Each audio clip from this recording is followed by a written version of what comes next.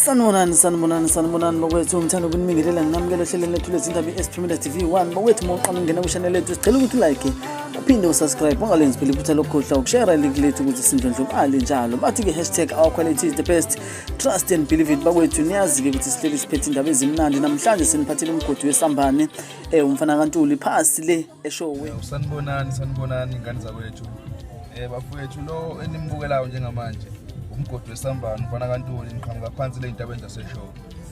Bafowethu akukho kunye engingakusho ukudlula ukuthi njengoba ngilapha emculweni ngifika nje ngithi ake ngizonijabulisa nganayi EP yami yokuqala bafowethu ngiyanithembisa ukuthi uzofika omunye umsebenzi.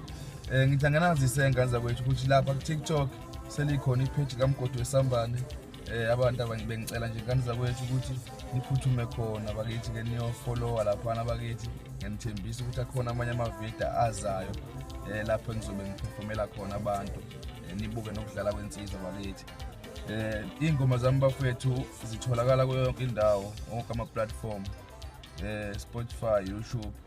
Ikhona ilink yami lapha ungilandele ku Facebook umgodi wesambane uzoyithola ilink yami lapho uthola khona umsebenzi wami. Ngiyabonga.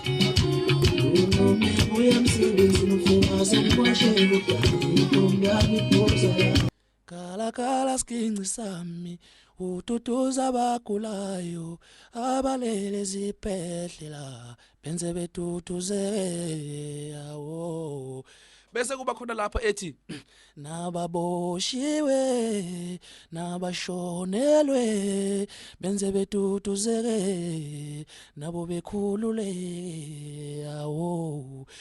Kahle inhloso yami kule ngoma inhloso yami kule ngoma ngayibhala ngenhloso ukuthi ihambe ifinyelele kulabantu esithina abayiziboshwa nalabo abalela ibhedlela ngoba kakhulukazi kulabantu abayiziboshwa kunabantu ababoshiwe la beboshwa bengenamacala ngenxa yobudedengu bamaphoyisa esinawo.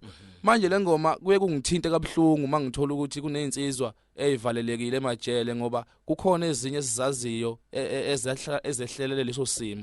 Manje ngithi le ngoma ihambe ifinyelele kubona nakulabo abalele ibhedlela even nakulaba abathi thina sishonelwe siyagulelwa sinemndeni yethu ehlele emajele. Ngithi le ngoma ayiduduze bonke labo bantu ihambe ifinyelele.